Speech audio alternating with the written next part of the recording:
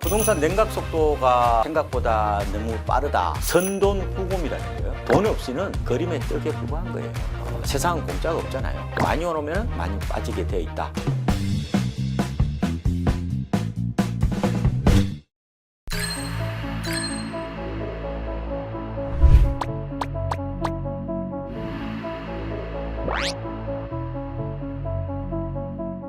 오늘 박은가 위원님 오랜만에 모셨는데요. 안녕하세요. 오늘은 집값 상황에 대해서 진단을 해볼까 하는데요. 하반기 들어서 집값 하락이 되고 거래 절벽이 이어지면서 부동산 시장이 좀 갑자기 냉각된 것 같은데요. 상반기랑 비교하면 급반전했다고 볼 수 있겠는데 그 원인이 혹시 뭐라고 생각하시는지? 부동산 냉각 속도가 생각보다 너무 빠르다. 한마디로 급냉이라는 표현을 할 수가 있겠는데요. 이거는 2008년 글로벌 금융 위기와 2012년 하우스푸어를 섞은 형태의 어떻게 보면 또 다른 연끌푸어가 지금 나타나고 있다. 짧게 두 가지로 제가 요약을 해드릴게요. 먼저 고금리 태풍이라는 거예요. 지난 2022년 7월에 우리나라 기준금리가 2%를 넘어서면서 사실상 금리 부담에 저는 임계점이 넘어섰다고 봤습니다. 11월 24일 날 한국은행이 기준금리를 3.25%로 올렸는데 23년에는 대체적으로 3.5에서 한 3.75%까지 더 올리지 않을까 이렇게 보는 거죠. 그러니까 한 번 혹은 두 번 정도 올린다는 건데 지금 금리가 바닥에서 이게 점핑식으로 급속도로 이제 오르다 보니까 부동산 시장이 직격탄을 맞은 것 같은 느낌이 들고요. 그래서 지금 부동산 시장은 금리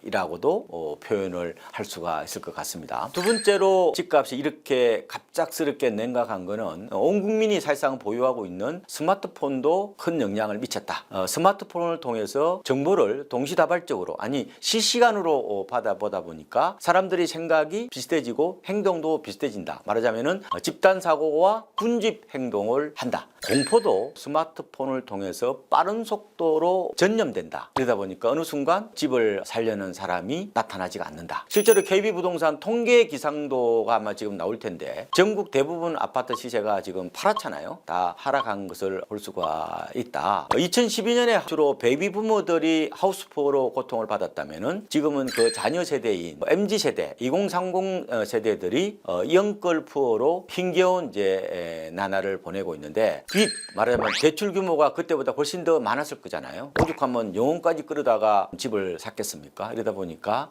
10년 전보다 훨씬 더 고통스러운 어떤 그런 세월이 될 수밖에 없다. 네, 그래서 집값이 계속 하락하는 건 아닌지 속도가 더 과속화되는 건 아닌지 이제 걱정을 많이 하고 있는데 또 청약시장 같은 경우도 열기가 원래 좀 뜨거웠었는데 착 가라앉았고 또 지방에서 시작된 미분양이 서울로도 좀 옮겨오는 분위기거든요. 그래서 앞으로 미분양 아파트가 어떻게 더 증가할 거라고 보시는지. 늘어날 수밖에 없죠. 미분양은 주택시장 흐름과 어떻게 보면 밀접한 연관이 있는 밑바닥 지표라고도 볼 수가 있습니다. 지금은 왜 미분양이 늘어날 것 같으냐? 당연히 집값이 떨어지면서 분양가 자체의 메리트가 줄었어요. 싸지 않다는 거죠. 그리고 대출금리까지 이제 오르니까 내 집 마련 실수요자들도 청약을 이제 포기하는 이런 상황이 생기다 보니까 미분양이 늘어나고 있고 앞으로 더 늘어날 수밖에 없다는 건데 분양받아서 손해볼지 모른다는 걱정이 어떻게 보면 가장 큰 분양받기를 꺼려하는 요인 중에 하나라고 보는데 2022년 9월 현재 미분양이 전국적으로 한 4만 2천 가구 정도가 됩니다. 2008년 리먼 사태가 터졌을 때 그때 연말에 보면은 16만 가구가 넘었죠. 그리고 93년부터 28년 동안의 통계를 보니까 평균 한 7만 4,900가구 정도가 돼요. 그때보다 적죠. 문제는 증가 속도가 너무 빠르다는 거예요. 더욱이나 건설사들이 이제 시장 회복이 쉽지 않다고 보니까 막 밀어내기를 하는 거죠. 상황이 이렇다 보니까 전세도 어려워 보이거든요. 전세 시장은 어떻게 보시는지. 지금 집주인이나 세입자나 모두 고금리 태풍으로 순환 시대를 살고 있다 이렇게 말씀을 드릴 수가 있겠죠. 최근에 부동산 시장 흐름을 보면은 매매하고 전세하고 동반해서 하락하고 있죠. 일부 지역에서는요 전세가 매매보다 더 빠졌단 말이에요. 그래서 세입자가 보증금을 제때 돌려받지 못하는 역전세난 그리고 또 역월세도 있죠. 그러니까 단기간에 워낙 전세까지 빠지니까 집주인이 재계약할 때 근데 돈 돌려줄 돈은 없습니다. 오른 만큼 내가 월세를 드릴게요. 그러니까 집주인한테 오히려 월세를 받는 그런 양상까지도 나타나고 나타났는데 집주인 입장에서는 대출이 안 되니까 뭐 국려지책을 쓸 수밖에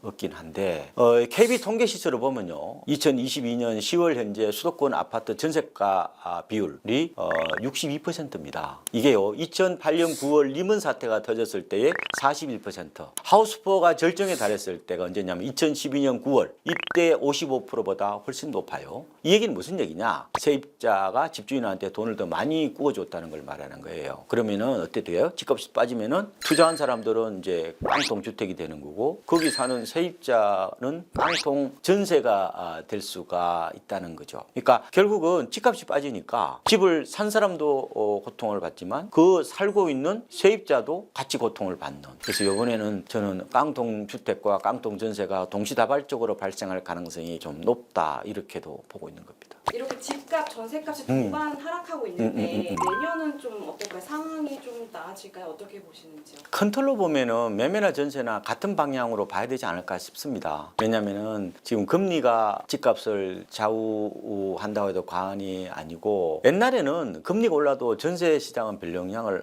안 받았거든요. 근데 지금 전세 구할 때 대부분 대출을 쓰잖아요. 그러니까 고금리 상황에서는 당연히 수요가 줄 수밖에 없죠. 다만 월세 수요는 좀 늘어날 가능성이 있다.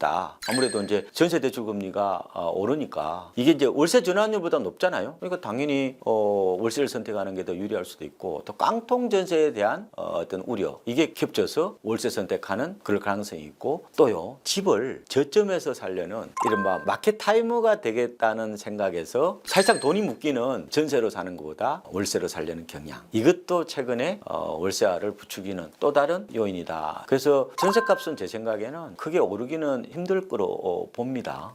그리고 매매 시장은 지금 금리 쇼크로 시장이 지금 비틀거리고 있는 거라고 보면 되거든요. 그래서 내년 1분기 혹은 내년 상반기까지는 금리를 다 올린다고 본다면은 그때까지 좀 낙폭이 좀 클 수밖에 없다가 하반기 들어서는 낙폭이 다소 줄어들 가능성은 있다 이렇게 보고요. 그리고 지역적으로 보면은 지방은 이번에 상승장에서 수도권보다 덜 올랐습니다. 그래서 하락할 때도 좀 덜 빠질 가능성이 있다.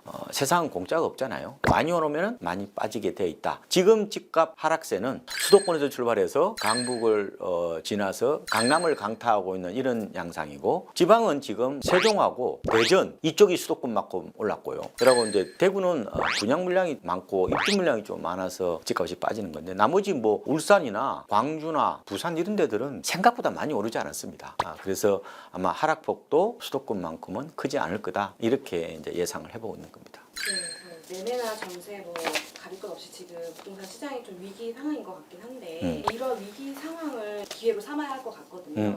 좋은 묘안 같은 게 혹시 있으실까요? 경제는 양면이에요. 누군가에는 이게 재앙적 하락이라고 저는 말씀을 드리는데 하지만 또 다른 사람한테는 기회가 될 수 있는 거죠. 그래서 이런 위기를 잘 활용해서 집을 사려는 분한테 꼭 제가 드리고 싶은 말씀은 선돈 후곰이라는 거예요. 돈 없이는 그림의 떡에 불과한 거예요. 그래서 항상 중요한 게 자기 자신의 일종의 자금 마련 로드맵을 확실히 갖고 있어야 된다는 거예요. 두 번째로는 V자형 반등은 좀 어렵다는 게 대체적인 얘기예요. 그래서 바닥을 확인하고 매입해도 괜찮다. 지나치게 조급증은 버려야 된다. 그리고 세 번째로는 저는 타이밍만 보지 말고 프라이스, 가격을 같이 보고 판단해야 된다고 보는 거예요. 그래서 지역에 따라서 지금 울퉁불퉁한 장세라고 보면 되죠. 작년 주로 가을 정도가 고점이거든요. 그래서 그때 평균 거래 가격을 따져서 가격 메리트가 있는 쪽으로 선별적으로 접근해야 된다. 싸게 사면은 용수가 된다. 그 싸게가 언제인지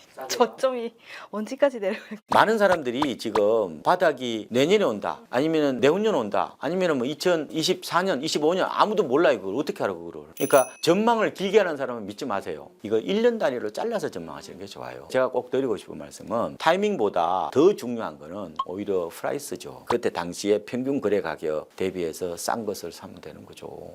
작년이 거품이라는 말이 많았잖아요. 네. 근데 작년에 평균 가격을 보는 게 맞아요? 평균 거래 가격 주로 이제 대체적으로 보니까 고점이요 9월, 10월 정도더라고요. 너무 머리 아프니까 그냥 저는 작년 4분기 정도 그때 평균 거래 가격 요새 보면은 KB 부동산에 오셔서 실거래가 다 보이잖아요. 그때 당시 실거래가를 평균을 한번 내봐요. 그 대비해서 어느 정도 가격이 빠지느냐 이렇게 보는 거고 만약에 저는 좀 급하다면은 내년 상반기 지나고 나서 움직이셔도 되고 아니면 더 보수적으로 본다면은 한 조정이 한 대체적으로 한 2, 3년 정도를 보고 있거든요. 그러니까 천천히 싼 거 산다 이런 생각을 하셔도 되는 건데 그러니까 너무 타이밍을 재면은 프라이스를 못 봐요. 지금은 집을 잘 사는 것은 무슨 말이에요? 싸게 산다는 거지. 실제로 통계 지표하고 실거래가가 엄청나게 차이가 납니다. 우리가 하우스푸어가 가장 심했을 때 2012년 그때잖아요. 그때 제가 SBS 자기야 오락 프로그램에 제가 전문가 패널로 출연한 적이 있어요. 오락 프로그램까지 이게 하우스푸어 문제가 사회적으로 스트레스가 극에 달했을 때야. 그때가 실제 바닥이었는데 통계는 언제 바닥이었어요? 2014년 1분기였다니까요. 그러니까 통계 지표로 바닥이다 하면은 이미 다 올랐어. 그래서 제가 드리고 싶은 거는 사실상 바닥인지 아닌지는 지나가 봐야 아는 거고 제가 그걸 맞힐 수 있으면은 오늘 출연료 받아야 돼. 제가 꼭 드리고 싶은 거는 가격 메리트 플러스 다리품. 요거를 통해서 내 집 마련을 하시는 걸 권해드리고 급매물만 고집하지 말고 분양과 경매 시장까지 요번에 같이 보면서 스스로 내가 판단해서 의사결정 내리는 게 중요하다 이런 말씀을 드립니다. 분양이 반드시 답은 아닐 수 있어요. 급매물을 사는 게 아니 경매를 사는 게 더 답이 될 수가 있습니다. 2023년에는 시장의 옥석 가리기가 심해질 수가 있고 투자보다 저축의 시대로 접어들었다고 저는 봅니다.